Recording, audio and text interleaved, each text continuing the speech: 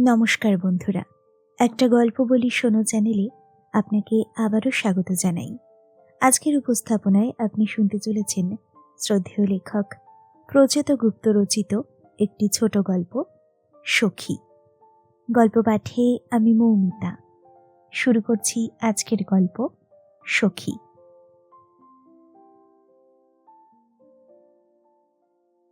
সুপর্ণার গোটা শরীরটা কেঁপে উঠল। মনে হলো ব্যালেন্স হারিয়ে এখনই পড়ে যাবে। সোফার হাতলটা কোনো রকমে চেপে ধরল সে। মহিলা মাথা নামিয়ে টেবিল থেকে কাপ ডিশ তুলতে তুলতে বলল, বৌদির কি শরীর খারাপ লাগে? মাথা ঘোরে? সুপর্ণা সোফায় বসে পড়েছে, নিজেকে সামলাতে চেষ্টা করছে। মুখ না তুলেই বলল, না না, আমি ঠিক আছি, আমি ঠিক আছি।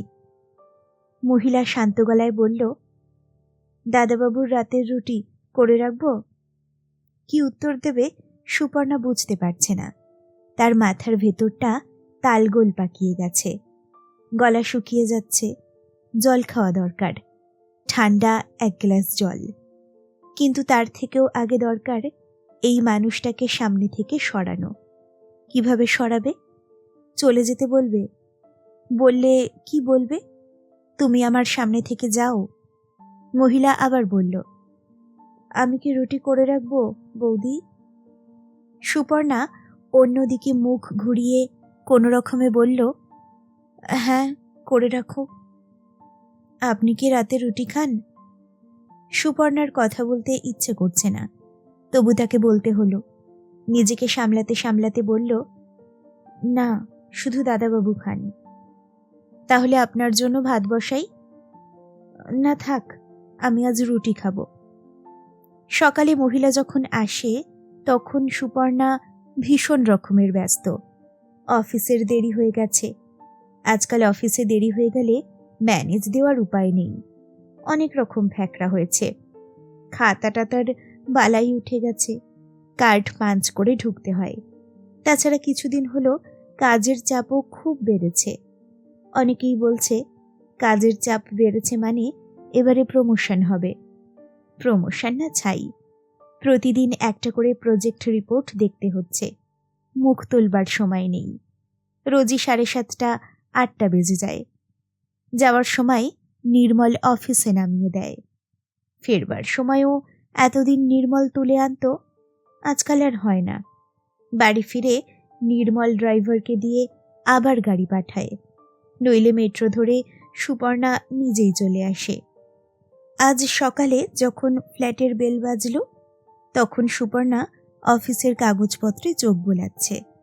নির্মল সকালে বেরিয়ে গেছে, অফিস থেকে গাড়ি এসেছিল। ওদের বস এসেছে চেন্নাই থেকে, তাকে নিয়ে হাওড়ার কোথায় একটা সাইট দেখতে যাওয়ার কথা। এই কটা দিন ওরও ঝামেলা আছে, ছুটে ছুটে বেড়াতে হবে। বিরক্ত মুখে সুপর্ণা দরজা খুলল। অফিসে বেরোনোর মুখে কারোর আশা সব থেকে বিরক্তিকর। এই সময় এক একটা মুহূর্তেরও অনেক দাম। রোগা পাতলা ধরনের এক মহিলা দরজার ওপাশে দাঁড়িয়ে আছে, হাতে একটা চটের থলি। ঢোক গিলে বলল, আমাকে সন্তোষপুরের মাসিমা পাঠিয়েছেন। আপনি এ বাড়ির বৌদি তো? মাসিমা আপনাকে এই চিঠিটা দিয়েছেন। মহিলার মুখের দিকে ভালো করে না তাকিয়ে সুপর্ণা দ্রুত কাগজের টুকরোটা খুলল। তাতে লেখা, কাল রাতের কথা মতো একে পাঠালাম। তুমি কথা বলে দেখে শুনে বুঝে নাও। প্রয়োজনে আমাকে ফোন করবে। আশীর্বাদ জানবে, মা। নিমেষে সুপর্ণার মুখ থেকে বিরক্তিভাব উধাও। উফ, শেষ পর্যন্ত পাওয়া গেল তাহলে। না, এই বয়সেও মা করিতকর্মা আছে। মুখে সামান্য হাসি নিয়ে সে এবার মহিলার দিকে ভালো করে তাকালো। বলল, এসো, ভেতরে এসো। 10 দিন হলো আগের মেয়েটি কাজ ছেড়ে চলে গেছে। তার নাকি হঠাৎ বিয়ে ঠিক হয়েছে। তারপর থেকে চোখে অন্ধকার দেখছিল সুপর্ণা। কিভাবে ঘর আর অফিস সামলাবে বুঝতে পারছিল না। স্বামী স্ত্রী দুজনকেই বেরোতে হয় সকালে, অফিসেই লাঞ্চ। কোনোদিন তাও হয় না। কিন্তু শ্বশুরমশাই তো আছেন, তাঁর খাওয়া দাওয়া আছে। 2 দিন অফিসে বেরোনোর আগে শ্বশুরমশাইয়ের জন্য রান্না করতে গিয়ে নাজেহাল অবস্থা সুপর্ণার। আপাতত পাড়ারই এক হোম সার্ভিসের সঙ্গে ব্যবস্থা হয়েছে। টিফিন ক্যারিয়ারে একবেলার খাবার দিয়ে যাচ্ছে। দুপুরে নিজে নিয়ে শ্বশুরমশাই খেয়েও নিচ্ছেন। তবে সেই খাবার তার একেবারেই পছন্দ নয়। সুপর্ণা বাড়ি ফিরলেই অভিযোগ শুনতে হচ্ছে, নুন ঝালের অভিযোগ। নির্মলও চাইছে না এটা বেশি দিন চলতে থাকুক, কিন্তু উপায় কি? তাছাড়া শুধু তো রান্না নয়, বাকি কাজও তো আছে। বাসন ধোয়া থেকে ঘর ঝাড়পোছ সবই তো পড়ে রইল। ফ্ল্যাট বাড়িতে হুট বলতে আলাদা আলাদা লোক নিয়ে নেওয়া যায় না। রাতে ফিরে এসে খানিকটা সামলাচ্ছিল সুপর্ণা, বেশিটাই পড়ে থাকছিল। সব মিলিয়ে একটা বিপর্যয়ের মতো। সন্তোষপুরে বারবার টেলিফোন করে মাকে তাগাদা দিয়েছে সুপর্ণা। এখনো পেলে না? একটা কাজের লোক পেতে এত সময় লাগছে তোমার? সত্যি মা, তোমার বয়স হয়ে গেছে। বলেছি তো, এনি অ্যামাউন্ট, যা টাকা লাগে দেব, গুছিয়ে সব কাজ করবে। রাত দিনের একটা কাজের লোক না হলে এবার কিন্তু আমাকে চাকরি ছাড়তে হবে। মলিনা দেবী মেয়ের কাজের লোক নিয়ে গত কয়েকদিন ধরে খুবই চিন্তিত ছিলেন। মাত্র 7 দিনে তিনি 17 জনের ইন্টারভিউ নিয়ে ফেলেছেন। কাউকেই পছন্দ হয়নি। মেয়ের বাড়িতে লোক দেওয়ার অনেক ঝামেলা, যাকে তাকে পাঠিয়ে দিলে চলবে না। 3 মাস আগে নাতনি পুনেতে পড়তে চলে যাওয়ার পরে অত বড় ফ্ল্যাটে এখন লোক বলতে মোটে 3 জন। মেয়ে জামাই বেরিয়ে যাওয়ার পরে বুড়ো শ্বশুর একা। তার থাকা না থাকা সমান। চোখে কম দেখেন, ইদানিং নাকি কানে শুনতেও অসুবিধা হচ্ছে। একটা কথা 2 বার বলতে হয়। সুতরাং সবার আগে খেয়াল রাখতে হবে কাজের লোক যেন চোর ডাকাত না হয়। বাপরে, কাগজে রোজ যা সব বের হয়। মলিনা দেবী তাই সাবধানে এগোতে লাগলেন। দিন 3 বাদে মেয়েকে অফিসেই ফোনে ধরলেন তিনি।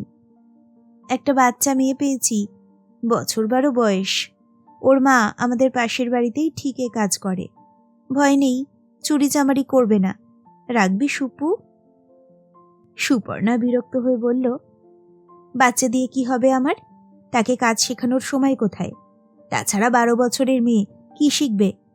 মা, we need an aged person, একজন বয়স্ক কেউ, যে রান্না জানবে, সংসারের আর 5টা কাজ জানবে। শ্বশুরমশাইকে দরকার হলে ওষুধটুকু এগিয়ে দিতে পারবে। ছোট মেয়ে সব পারবে? ট্রেনিংয়ের কোনো ব্যাপার নেই, রেডিমেড একজনকে দাও। থাম তো, রেডিমেড রেডিমেড বলে চেঁচালেই তো হবে না। তুই যেরকম বলছিস সেরকম পেতে গেলে কত মাইনে চাইবে বলতো? সুপর্ণা এবারে রেগে গিয়ে বলল, এনি অ্যামাউন্ট, যত খুশি মাইনে হোক।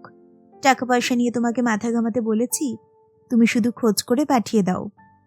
সেই খোঁজ অবশেষে পাওয়া গেছে। কাল রাতে অফিস থেকে ফেরবার পরপরই সুপর্ণা মায়ের ফোন পেল। মলিনা দেবীর উত্তেজিত অথচ হাসি হাসি গলা। একজনকে পেয়েছি সুপু, ঠিক তোদের যেমন দরকার তেমন। ঘরের কাজ সব জানে। শুনলাম নিরামিষ রান্নার হাতও নাকি ভালো।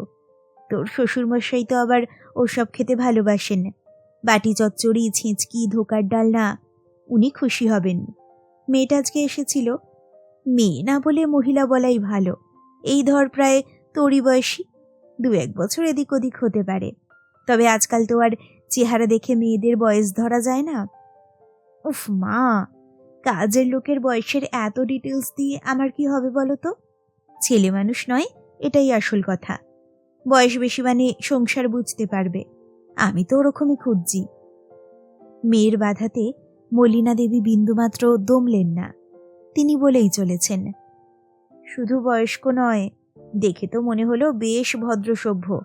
আজকাল অবশ্য মনে হয় এক, পরে দেখা যায় আসল ঘটনা অন্যরকম। তবে কথা বেশি বলে না, চুপচাপ ধরনের। কাজের লোক বেশি ট্যাক ট্যাক করলে আমার অসহ্য লাগে। সুপর্ণা খুশি হয়ে বলল, তোমার অসহ্য লাগার কি আছে মা? কাজ তো তোমার বাড়িতে করছে না, আমার বাড়িতে করবে। অসহ্য লাগলে আমাদের লাগবে। তাছাড়া এ বাড়িতে ট্যাক ট্যাক করবার মতো আছে কে? শ্বশুরমশাই তো নিজের মতো বই আর টিভি নিয়ে থাকেন। ঠিক সময়ে খাবার পেলেই সন্তুষ্ট। ওসব তুমি ভেবো না।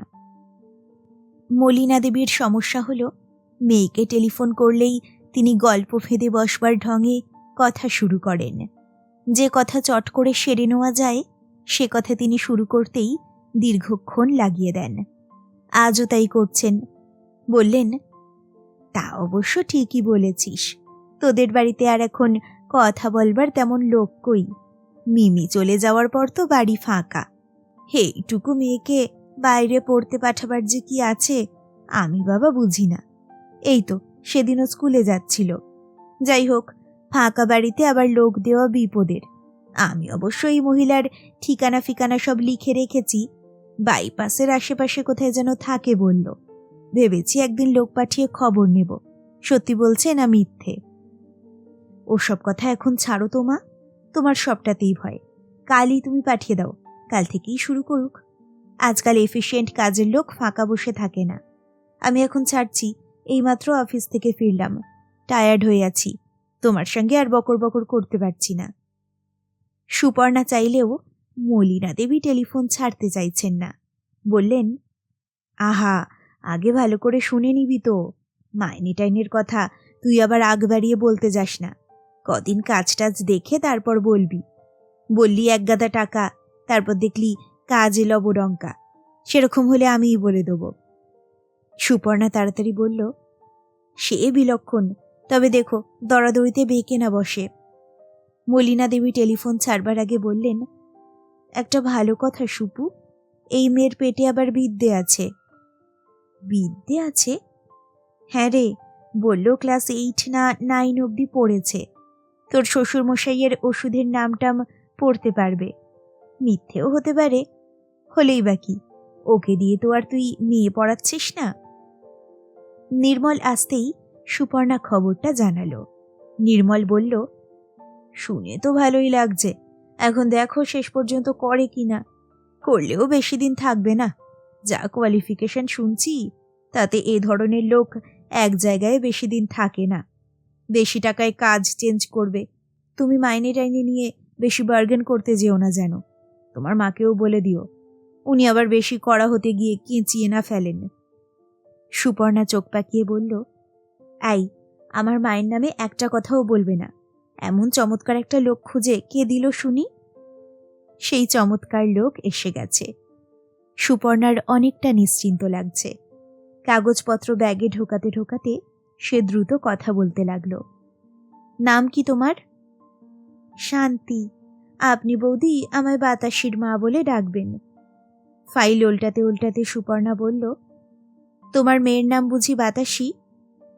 হ্যাঁ বৌদি, বড় মেয়ের নাম বাতাসি, আরো দুটো আছে। বাহ, তাহলে তোমার সংসার তো বেশ বড় দেখছি। তা বাতাসির মা, আজ থেকেই কাজ শুরু করে দাও। এ বাড়িতে নিজের মতো করে কাজকর্ম সব বুঝে নিতে হবে। একটু দেখিয়ে টেখিয়ে দিচ্ছি, ব্যাস এই পর্যন্ত। মায়ের কাছ থেকে সব শুনেছ তো? হ্যাঁ শুনেছি। ঘরের একপাশে হাতের থলিটা রাখতে রাখতে বাতাসির মা বলল। সুপর্ণা আর চোখে একবার সেদিকে তাকালো। মনে হচ্ছে ভেতরে কিছু আছে, নিশ্চয়ই শাড়ি টাড়ি নিয়ে এসেছে। আজ সকালে তেমন কিছু করতে হবে না তোমাকে, শুধু ঘরটরগুলো চিনে নাও। ওপাশে একটা ঝাড়ন আছে, পারলে বুক র্যাক, শোকেস, টেবিল একটু ঝেড়ে টেড়ে রেখো। তবে জিনিস কিছু সরিও না, তোমার দাদাবাবু রাগ করেন। এসো রান্নাঘরটা আগে দেখিয়ে দিই। তুমি গ্যাস জ্বালাতে পারো তো বাতাসির মা?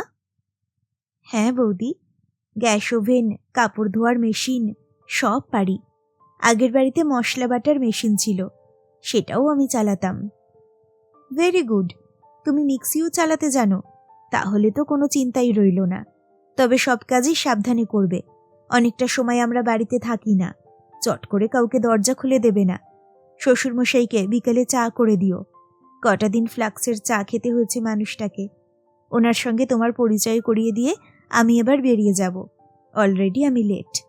বাকি কথা সন্ধেবেলা ফিরে এসে হবে। একটা কথা ছিল বৌদি। এতক্ষণ পরে মহিলার দিকে ভালো করে তাকালো সুপর্ণা। তাকাতেই চমকে উঠল। মুখটা যেন চেনা লাগছে, আগে কোথাও দেখেছে নাকি। কালোর উপরে দেখতেও খারাপ না, চটক না থাকলেও আলগা একটা স্ত্রী আছে। দীর্ঘ অভাব অনটনে এই ধরনের মেয়েরা সাধারণত সব রকম সৌন্দর্য হারিয়ে ফেলে। এই মহিলা পুরোটা হারায়নি, তবে খুব ভাবলে মনে হচ্ছে এই মুখ তার আগে যেন দেখা। কোথায় দেখেছে? বাতাসির মা আবার বলল, একটা কথা ছিল বৌদি। চমক ভেঙে সুপর্ণা বলল, বলো, কি কথা? মাইনের কথা তো, সে না হয় সন্ধেবেলা ফিরে এসে বলবো। না, মাইনের কথা নয় বৌদি, আমি কিন্তু রাতে বাড়ি চলে যাব। মাসিমাকে আমি বলেছি, মেয়েরা বাড়িতে থাকে, যাদবপুরের ওদিকটা ভালো নয়। সুপর্ণা খানিকটা অন্যমনস্ক হয়ে বলল, ঠিক আছে, তাই যেও। সকাল সকাল চলে আসতে পারবে তো? খুব সকালে আসতে হবে কিন্তু, আমাদের ব্রেকফাস্ট করতে হবে। হ্যাঁ, পারব। সুপর্ণা আরও নিশ্চিত হল, না, বাতাসির মাকে সে অবশ্যই আগে কোথাও দেখেছে। কোথায় দেখেছে জায়গাটা মনে পড়ছে না। মায়ের ওখানে? জিজ্ঞেস করবে? থাক, প্রথম দিন এ ধরনের কথা বললে সেটা বাড়াবাড়ি হয়ে যাবে, পরে কোনো সময় করা যাবে। তার আগে নিজে থেকে মনে পড়ে গেলে তো ভালোই। অনেক সময় এরকম হয়, মানুষকে চেনা লাগে কিন্তু কিছুতেই মনে পড়ে না মানুষটা কে। একটা খচখচ করতেই থাকে। অফিসে সারাক্ষণ এই খচখচ ভাবটা রয়ে গেল সুপর্ণার, একটা চাপা ধরনের অস্বস্তি। কাজে মন দিলেও চোখের সামনে মুখটা ভেসে উঠছে বারবার। এই সময় মোবাইলে নির্মলকে ধরল। ফোন ধরেই নির্মল বলল, লোক এসেছে? বিষয়টা নিয়ে সেও উদ্বিগ্ন।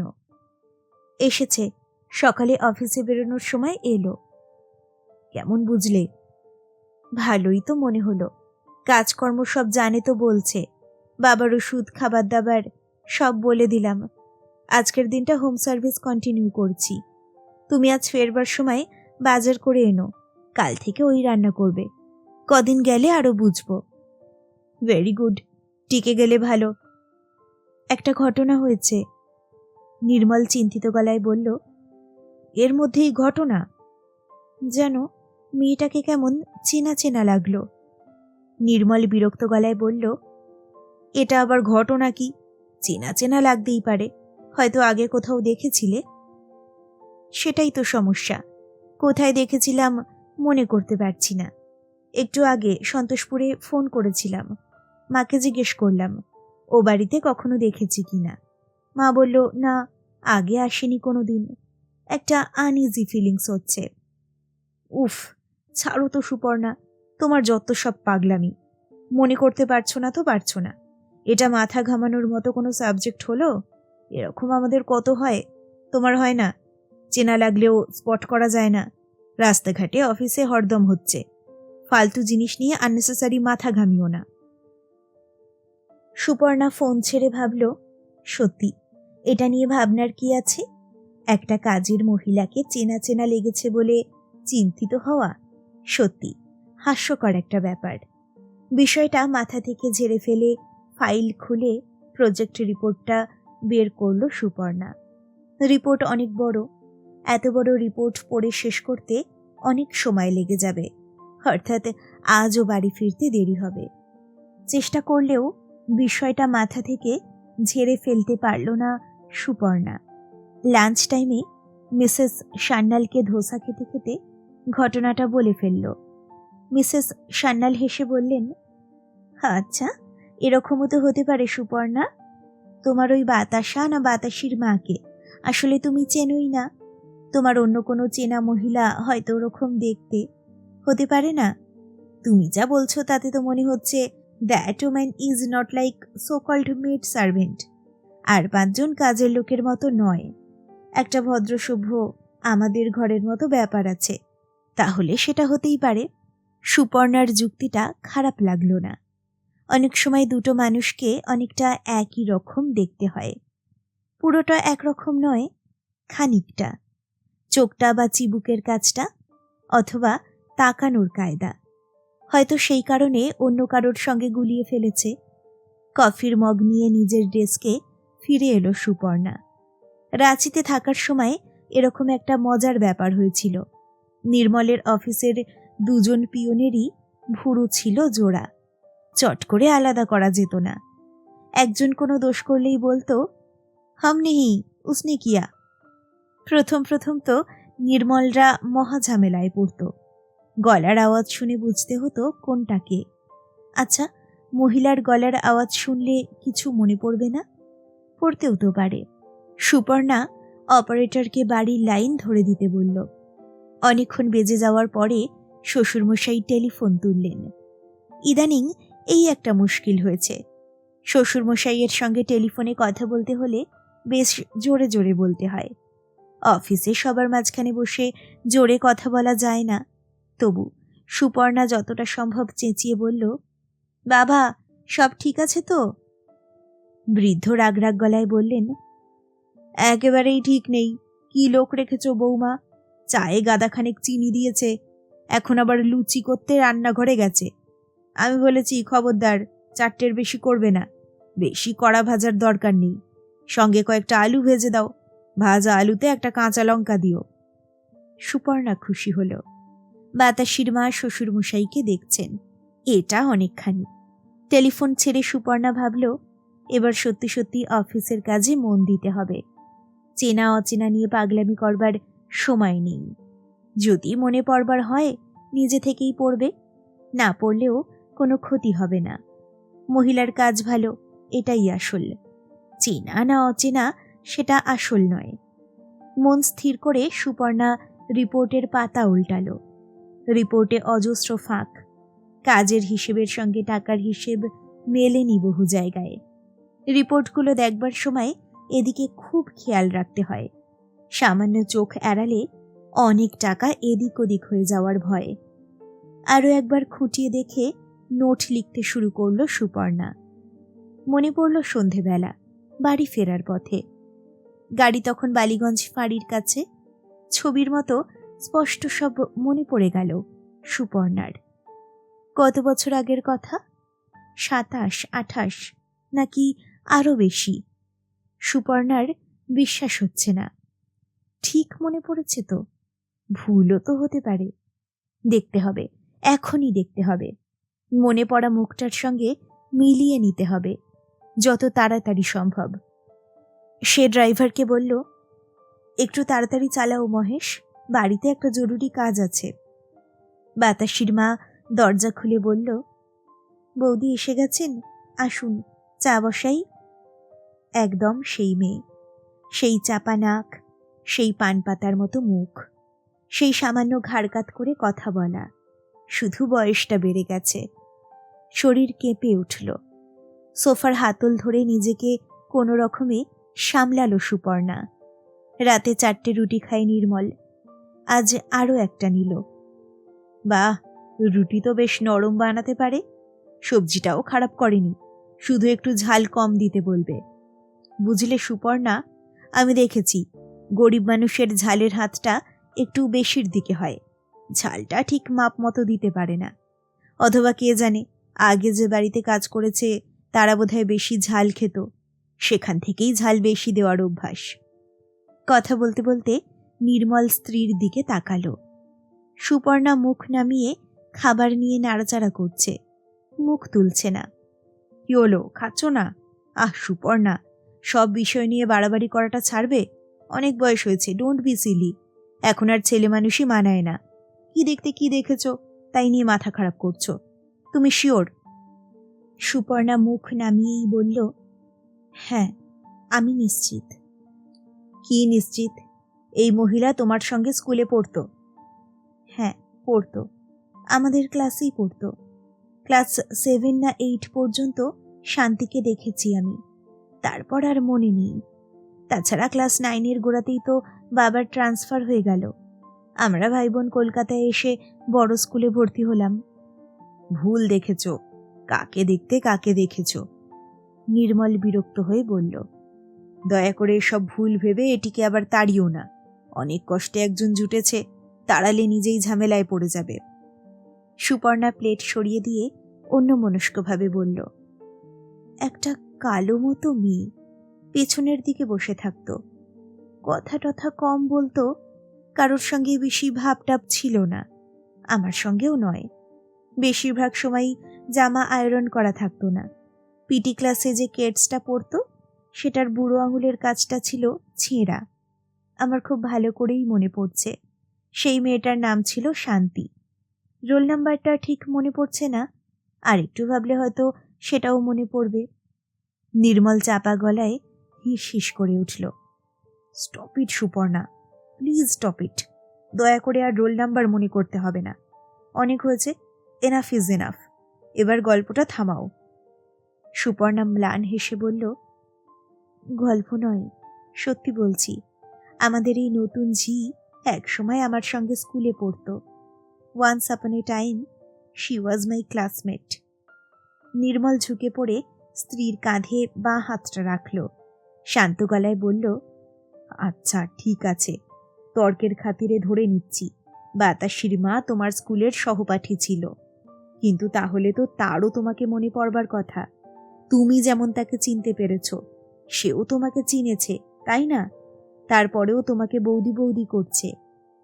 সুপর্ণা অবাক হয়ে বলল, কি বলতে চাইছো তুমি? ঠিক বুঝতে পারছি না। নির্মল হেসে বলল, কিছুই বলতে চাইছি না ডার্লিং, শুধু বলতে চাইছি এর থেকেই প্রমাণ হয় তোমার ভুল হচ্ছে। লজিক তো তাই বলছে, বলছে না? হয়তো চিনেও বলছে না, লজ্জা পাচ্ছে। যার বাড়িতে বাসন মাজতে ঘর মুছতে এসেছে তাকে কখনো বলা যায় আমি আপনার সঙ্গে পড়তাম?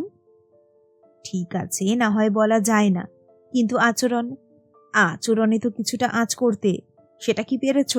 পারোনি। কারণ হয় তুমি ভুল চিনেছ, নয় সে তোমাকে মনে করতে পারেনি। সুতরাং আপাতত বিষয়টা মুলতুবি রাখাই ভালো, কালকে বরং জিজ্ঞেস করে শিওর হওয়া যাবে। সুপর্ণা উঠে রেফ্রিজারেটর থেকে পুডিং বের করল, নির্মলকে প্লেটে দিতে দিতে বলল, যা, তাই কখনো করা যায়?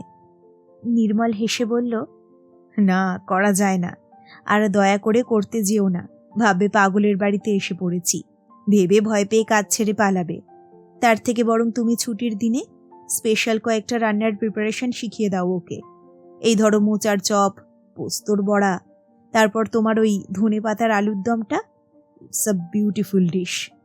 ও ভালো কথা সুপর্ণা, মিমির ঘরটা রোজ একটু পরিষ্কার করতে বলো তো, সকালে দেখে এলাম খাটের তলায় অনেক ধুলো হয়েছে।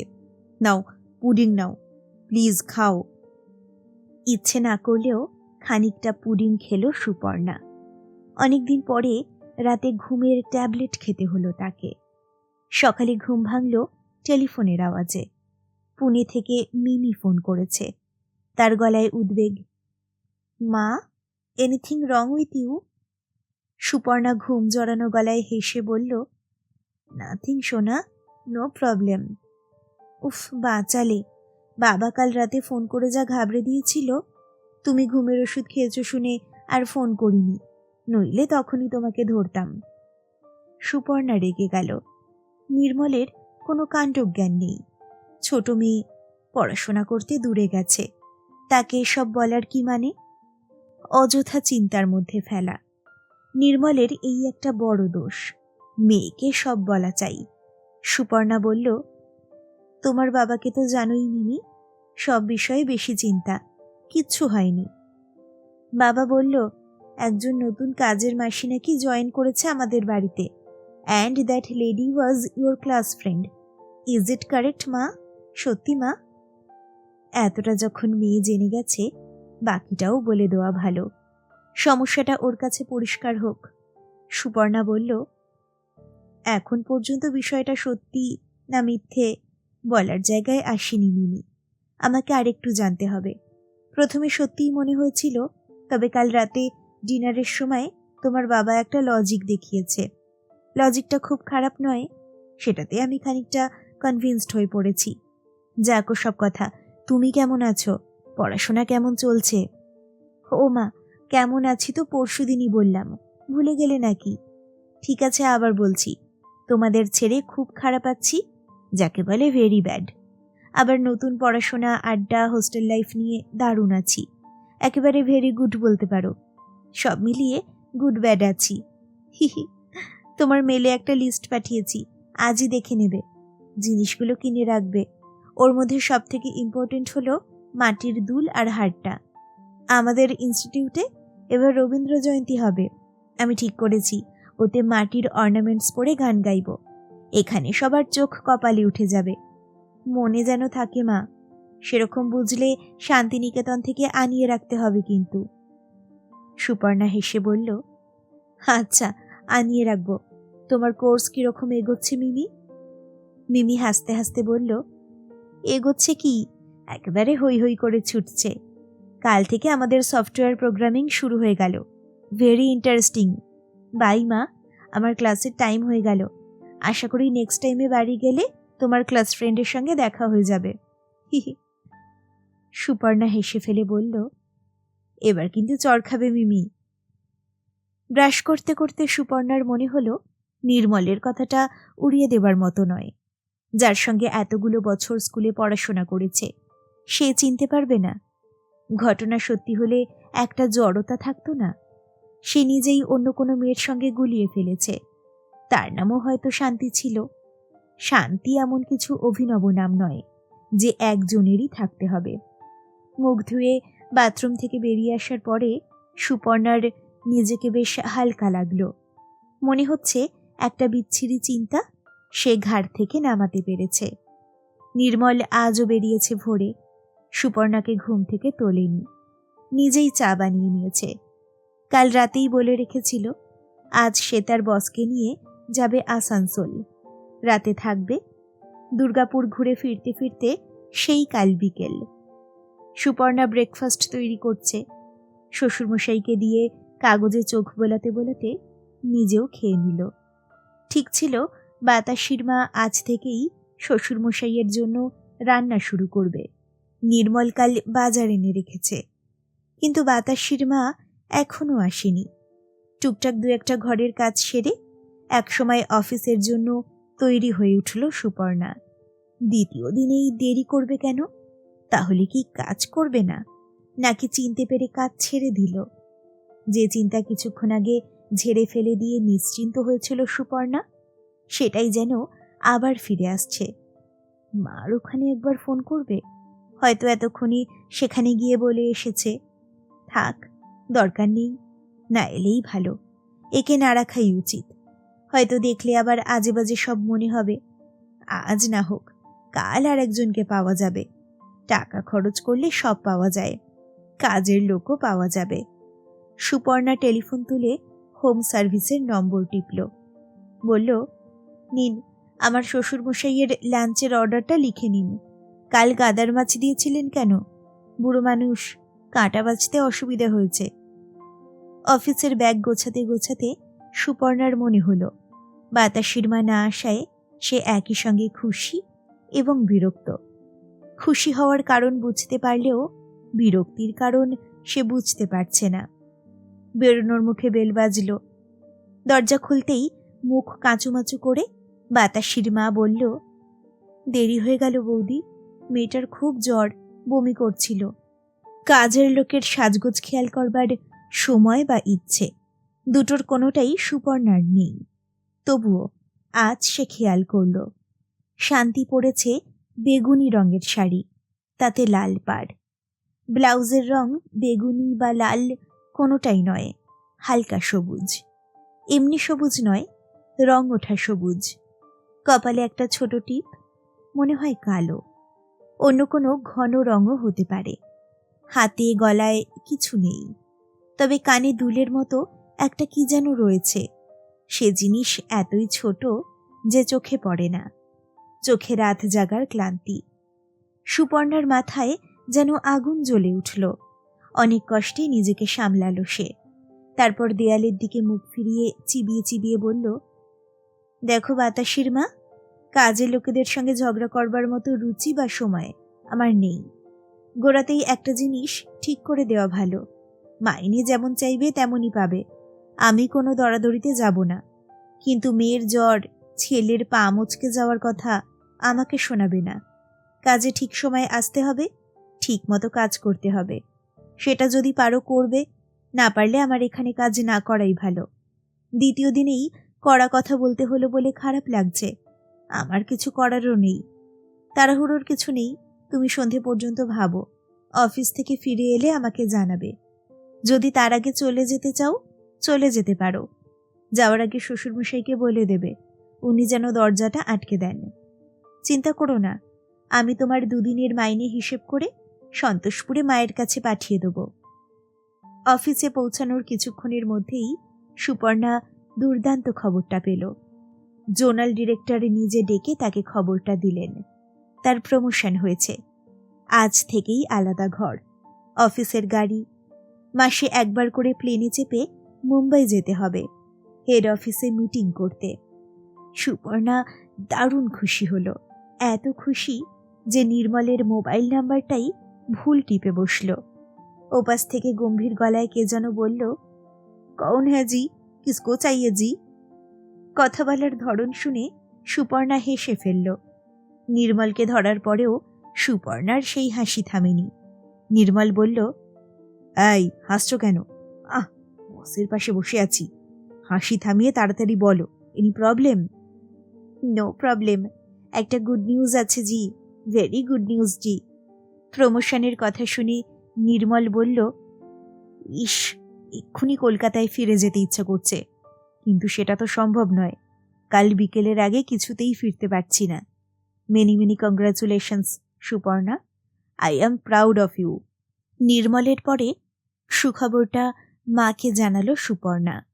মলিনা দেবীর এই একটা গোলমাল, ছেলে মেয়েদের একটা কিছু ভালো হলেই হলো, অমনি ভ্যাঁ করে কেঁদে ফেলবেন। আজও ফেললেন। বললেন, সুপু, আজ যদি তোর বাবা বেঁচে থাকতেন। মিমিকে এখন ধরা যাবে না, সে এখন ক্লাসে, মোবাইল বন্ধ করা আছে। সুপর্ণা মেয়েকে SMS পাঠালো, ছোট্ট মিমির মা এখন মস্ত অফিসার। মিমি মোবাইল খুললেই মেসেজ পেয়ে যাবে, পেয়ে নিশ্চয়ই লাফিয়ে উঠবে। লাঞ্চের পরে নিজের ঘরে এসে বসেছে সুপর্ণা। ঘর সুন্দর, জানলায় বড় বড় পর্দা, এসি মেশিনের চাপা আওয়াজ। শুধু নতুন চেয়ারে একটু অসুবিধে হচ্ছে, কদিনেই ঠিক হয়ে যাবে। অফিসের প্রায় সকলেই এসে অভিনন্দন জানিয়ে গেছে। মিসেস সান্যাল বললেন, যাক, আজ থেকে আর সুপর্ণা বলা যাবে না, ম্যাডাম বলতে হবে। সুপর্ণা হাত জড়িয়ে ধরে বলল, যা, কি যে বলেন। তপতি বলল, ওসব জানি না, বাইরে ডিনার খাওয়াতে হবে। অজন্তা ন্যাকা ন্যাকা গলায় বলল, বয়ে গেছে বাইরে খেতে। সুপর্ণা দি, বাড়িতে নেমন্তন্ন করতে হবে কিন্তু, কর্তা আর ছেলেকে নিয়ে যাব। তুমি এখন বস, বসের বাড়িতে নেমন্তন্ন খাওয়ার মজাই আলাদা। এতক্ষণ বাড়ির কথা মাথা থেকে উবে গিয়েছিল। মনে পড়ল অজন্তার কথা শোনার পরে, বাতাসির মা আছেই না চলে গেছে? নিশ্চয়ই চলে গেছে। চেনা অচেনা যাই হোক, ওরকম কথার পরে থাকাটা খুবই অপমানের। বাড়িতে একটা ফোন করে দেখলে কেমন হয়? এখন তো নিজের ঘর, জোরে কথা বললে কোনো অসুবিধেই নেই। ঘর ফাঁকা হোক। ঘর ফাঁকা হতে বিকেল গড়িয়ে গেল। এখন নিজের টেবিলে 2টো ফোন। তবু পুরনো অভ্যাসে সুপর্ণা অপারেটরের কাছে বাড়ির লাইন চাইল। সব ঠিক আছে তো বাবা? বৃদ্ধ চাপা গলায় বললেন, না, সব ঠিক নেই। তোমার এই কাজের লোক অতসী না বাতাসি, তার কিন্তু গোলমাল আছে বৌমা। সুপর্ণা চিন্তিত হয়ে বলল, কেন, কি হলো? গোলমাল কিসের? সে এখনো আছে? আছে মানে, খুব ভালো করেই আছে। একটু আগে দেখলাম রান্নাঘর থেকে কি যেন এনে নিজের ব্যাগটায় পুড়ছে। লক্ষ্য করে দেখি একটা বেগুন আর কটা আলু রয়েছে তাতে। সুপর্ণা এক মুহূর্ত চুপ করে রইল, তারপর থমথমে গলায় বলল, আপনাকে চা করে দিয়েছে? দিয়েছে, চা দিয়েছে, চায়ের সঙ্গে সুজি দিয়েছে। আজও চায়ে চিনি বেশি, তবে সুজি ভালো হয়েছে, কিসমিস ছিল। কাল বলেছে মোচার চপ করে খাওয়াবে। আমি বলেছি করো, তবে ওতে কিসমিস দিও না। ফোন ছেড়ে দেওয়ার পরে চুপ করে বসে রইল সুপর্ণা। এরকম একটা আনন্দের দিনে হঠাৎ করেই মনটা যেন খারাপ হয়ে গেল। কাজের লোকে একটু আধটু চুরি করবে, এতে মন খারাপ করার কিছু নেই। তবু হলো। কেন হলো? সে কি ভেবেছিল বাড়িতে ফোন করে শুনবে অপমানিত বাতাসির মা কাজ ছেড়ে চলে গেছে? তাহলে খুশি হতো সে। কেন খুশি হতো? সুপর্ণার মন খারাপ বাড়তেই লাগলো।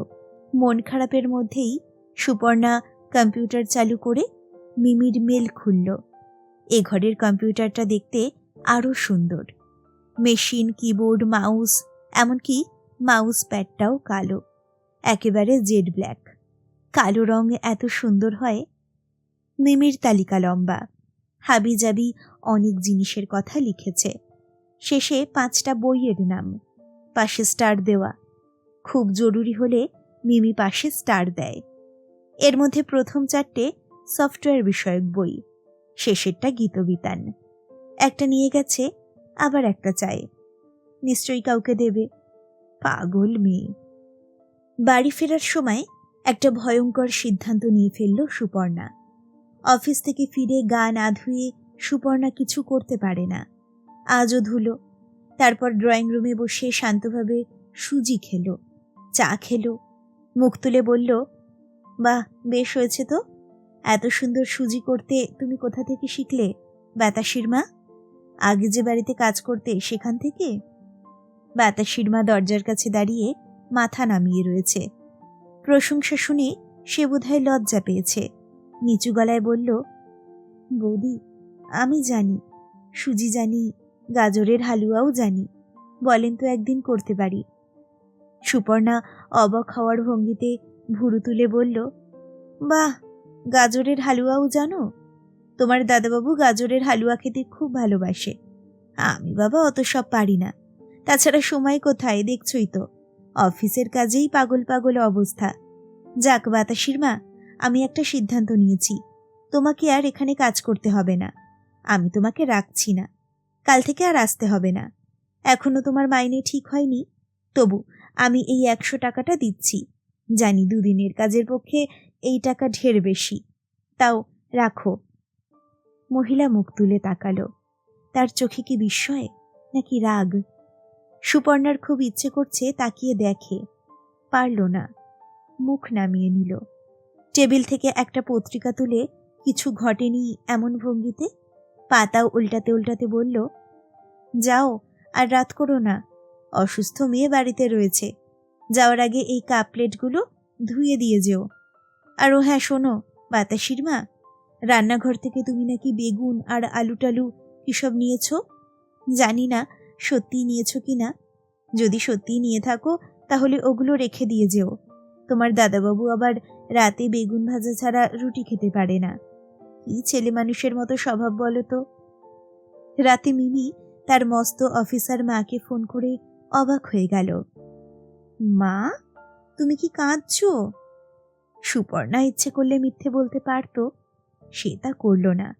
ফোপাতে ফোপাতে বলল, হ্যাঁ রে সোনা, আমি কাঁদছি। মায়ের কাছ থেকে ঠিকানা নিয়ে বাড়ি খুঁজে বের করতে অসুবিধেই হলো। বাইপাস থেকে অনেক ভেতরে। এসব জায়গার ঠিকানা থাকা না থাকা সমান। তাছাড়া গাড়ি রাখতে হয়েছে দূরে। ড্রাইভার বলল, এই সরু পথে গাড়ি ঢুকবে না। তার উপর আবার কাদা। এই সন্ধেবেলা চাকা ফেসে গেলে কেলেঙ্কারি। মহেশ হলেও একটা কথা ছিল, অফিসের গাড়ি, চট করে কিছু বলা যায় না। সুপর্ণা নেমে পড়ল। কিছুটা হেঁটে একে ওকে জিজ্ঞাসা করে একটা টিনের দরজার সামনে এসে দাঁড়ালো সুপর্ণা। বিচ্ছিরি অন্ধকার। এখানে কি আলো আসেনি নাকি লোডশেডিং? একটা টর্চ আনলে ঠিক হতো। সুপর্ণা দুবার দরজায় টোকা দিল, তারপর ফিসফিস করে ডাকল, শান্তি, শান্তি। দরজা খুলল বাতাসির মা। তার হাতে একটা হ্যারিকেন। চিমনিতে কালি পড়ে আলোটা কেমন ছায়া ছায়া। সেই আলো ছায়া পড়েছে বাতাসির মায়ের মুখে। বেশ লাগছে, ছবির মতো। সামান্য হেসে সে বলল, আয় সুপর্ণা, ভেতরে আয়। মেয়েটার আজও খুব জ্বর।